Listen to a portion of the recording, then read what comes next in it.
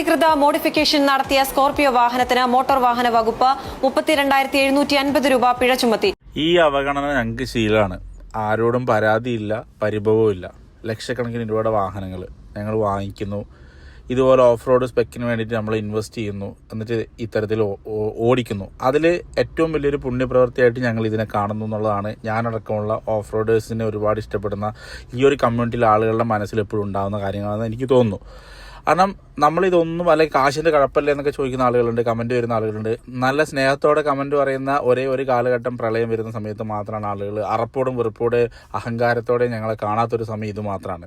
പക്ഷെ നിങ്ങളൊന്ന് മനസ്സിലാക്കാം, ഞങ്ങളുടെ ആഗ്രഹമാണ്, ഞങ്ങളുടെ സ്വപ്നമാണ്. അത് ഇത്തരത്തിൽ ഉപയോഗപ്പെടുന്നു എന്നുള്ളതിൽ അഭിമാനം ഉണ്ടെന്നുള്ളതല്ലാതെ ഇതൊക്കെ ഒരുപാട് കഷ്ടപ്പെട്ട് ഒരുപാട് കാലത്തെ ആഗ്രഹം കൊണ്ട് നേടിയെടുക്കുന്ന, അല്ലാതെ കാശിൻ്റെ കഴപ്പുകൊണ്ട് അല്ലെങ്കിൽ അഭ്യാസം കാണിക്കാൻ വേണ്ടി ഞങ്ങൾ ചെയ്തു കൂട്ടുന്നതല്ല. അപ്പോൾ എന്തായാലും ഇനിയും കുറ്റപ്പെടുത്തലുകളും ഫൈനും ഒക്കെ വരുമെന്ന് ഞങ്ങൾക്കറിയാം. എന്നാലും ഒരാവശ്യത്തിന് നിങ്ങൾ വിളിക്കുന്നതിൻ്റെ ആ വിളിപ്പാടകലെ എന്നും ഓഫ് റോഡേഴ്സ് എല്ലാവരും തന്നെ കേരളത്തിൽ ഉണ്ടാവും എന്നുള്ളതാണ് ഞങ്ങളുടെ പ്രത്യേകത. നന്ദി, നമസ്കാരം.